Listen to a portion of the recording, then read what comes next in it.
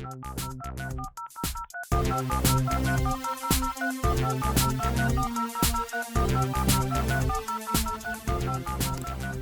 writers! So I am outside of McHenry Library on this gorgeous day on the UCSC campus, and I'm about to go inside to film the last video lecture for this course. But before I did that, I wanted to give you a little behind the scenes glimpse of how we actually make these videos as a way to give you some pointers and some tips for how to plan a process when you're doing a multimodal text or a digital text or a text in a different mode other than text.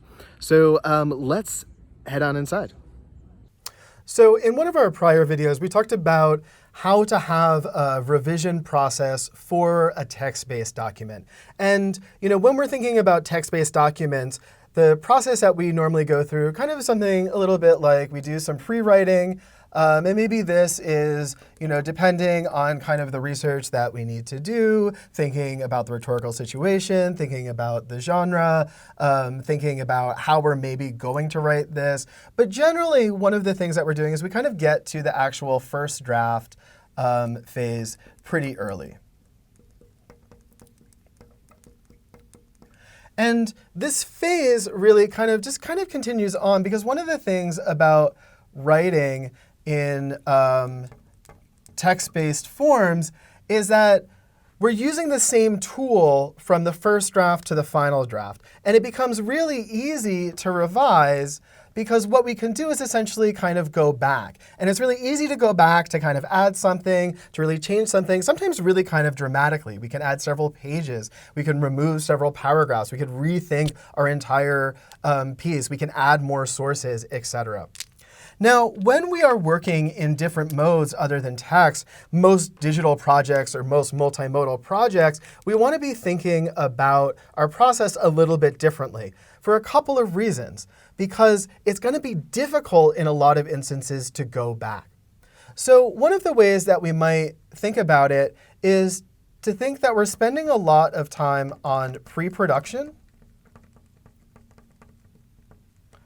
The time we're spending on production is going to be really intense and really small, right? This is analogous kind of the first draft.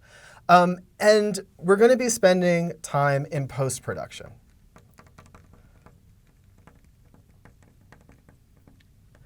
Now, one of the things that is different, this process is really linear. We can kind of go back and forth along this timeline. This process, it's really hard to kind of go back. Especially in modes like when we're filming or we're doing video, it's going to be really hard to kind of go back and to redo things.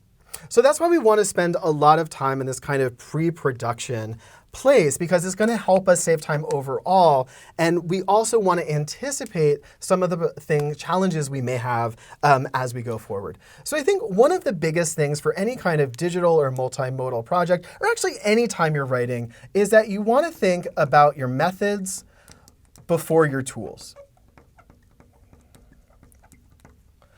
And thinking about your methods before your tools, what that essentially means is you're not putting the cart before the horse. That you're thinking about how you're doing it, and what you're doing is thinking about how you are using the tools, not being led by the tools. So I know that you're thinking, all right, I'm going to make a podcast. The first thing I'm going to do is to open up GarageBand and start playing around. That's actually going to save you a lot of, it's going to have you spend a lot of needless time, and it's not going to be as productive. So in the pre-production phase, essentially what you want to do, just like kind of any writing situation, is to start with the rhetorical situation.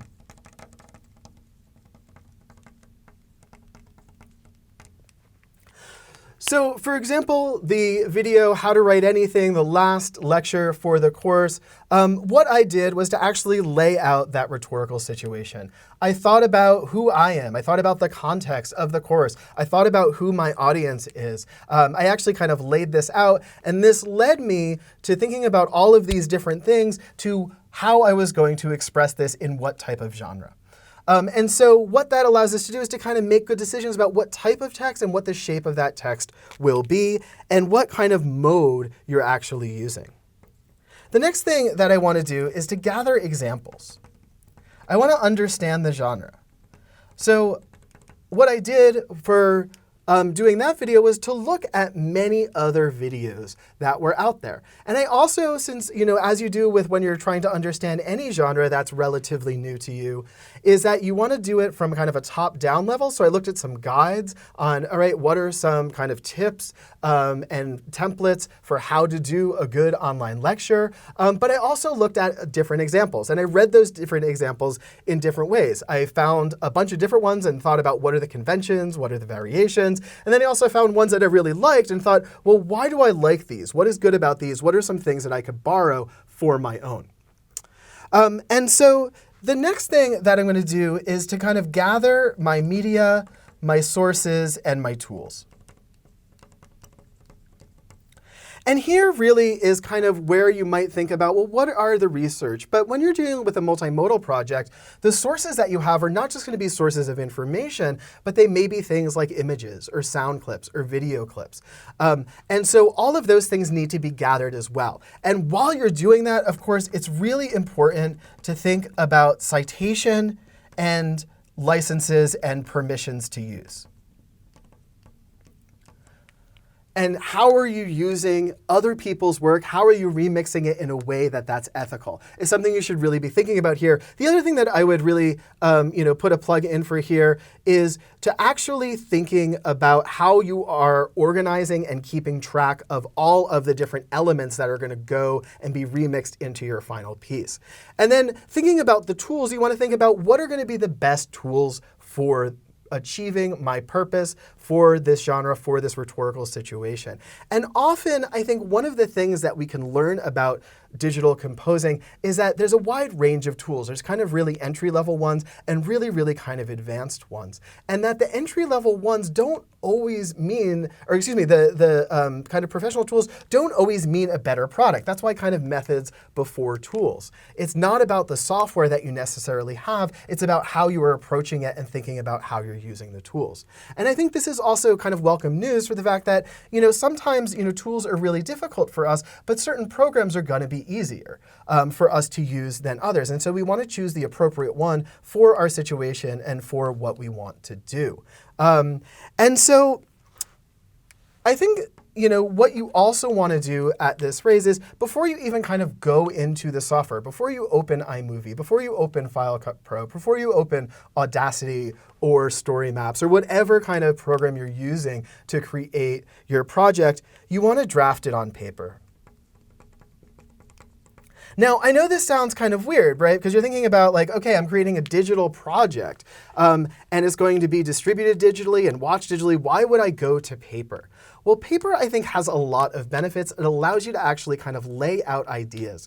And so there's a couple different ways to do that, and that's really going to depend on what type of project you're doing. If you're doing a podcast, obviously, you're going to want some sort of script, or at least some bullet points. If you're doing an interview, you're going to want to have questions.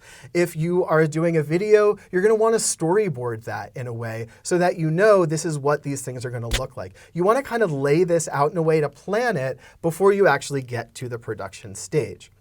And so drafting it on paper is, I think for me, is really great. And then, maybe you want to kind of bring that to the screen. This is a really great place to kind of get feedback. So for the How to Write Anything video, I kind of, went through my process of kind of first drafting it on screen. Then I went and actually wrote a second draft.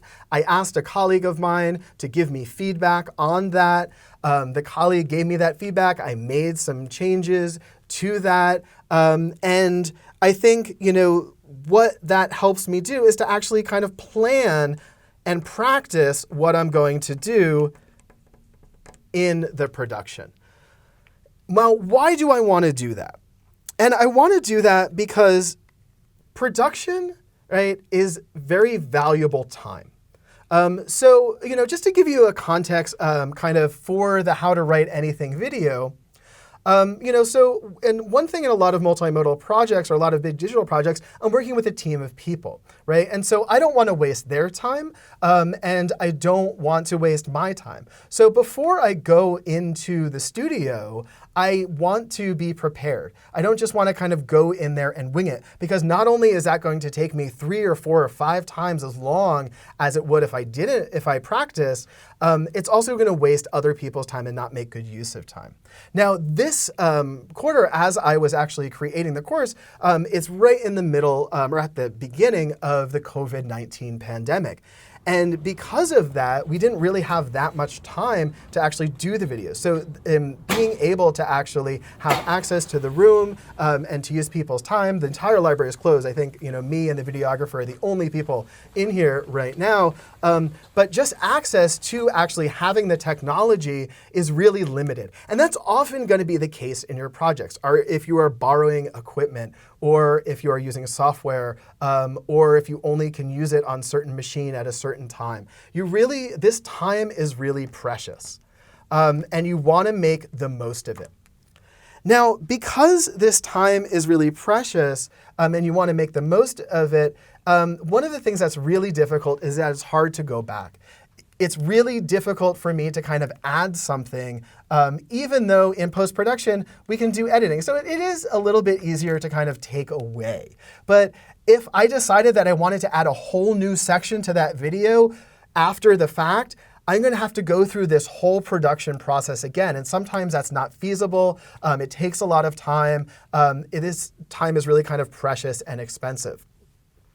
So the post-production process, for whatever you're kind of doing, you're editing and you're shaping. And you can shape the final product somewhat, but it's not like here where you can actually go back and really reshape the whole project. Here, as you go further along, it becomes difficult to actually shape.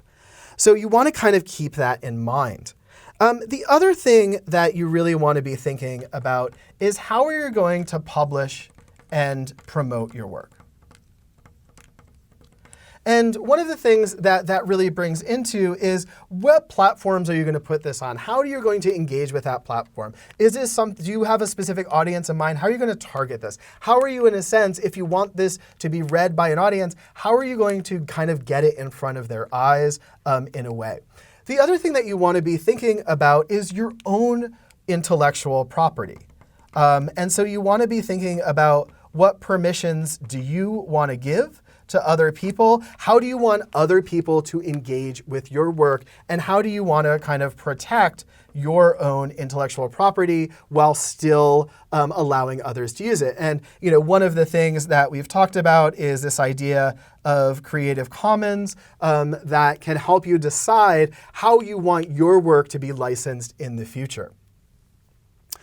Just so you know, this video is Creative Commons, share alike, no commercial derivatives.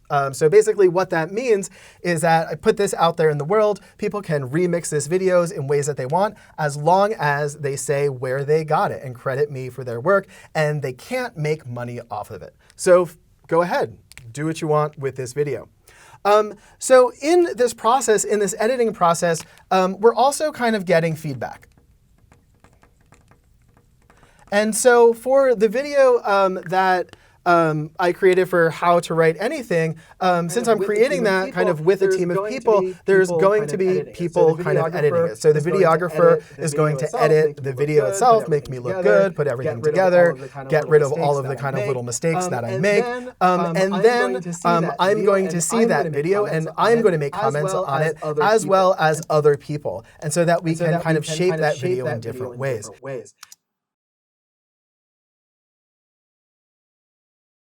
And I think the other thing that you really kind of want to do in this part is to also reflect.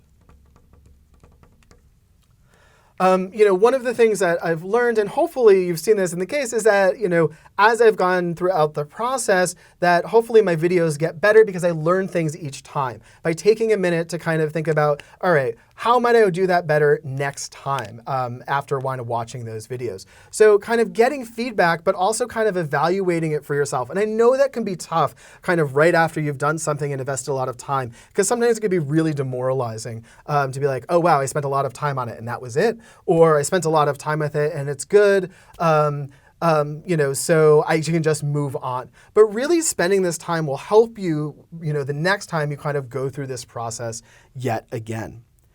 So, reflecting on it and is really kind of super important. And hopefully you've gotten the sense that it takes a kind of a lot of different ways of thinking and different types of attentions and a different approach when you're doing a multimodal project or a digital project rather than just kind of a text-based process. And you really kind of want to think about a different process. Now, just like planning your process in general, I know that we're all going to do our own thing. And I don't expect you to kind of follow this exactly. What I offer you is a framework because ultimately what you want to be thinking about for whenever you're planning out any type of writing project in any different mode is that you want to be making decisions based on the constraints of that situation. Based on the rhetorical situation, you want to be making decisions about what is the best process that is going to be working for you. So the trick is to actually put thought into planning, not to necessarily follow this rigid format. But I would say start with this, see if this works for you, at least for this project that you're working on now, and hopefully you find it useful. See you next time, writers.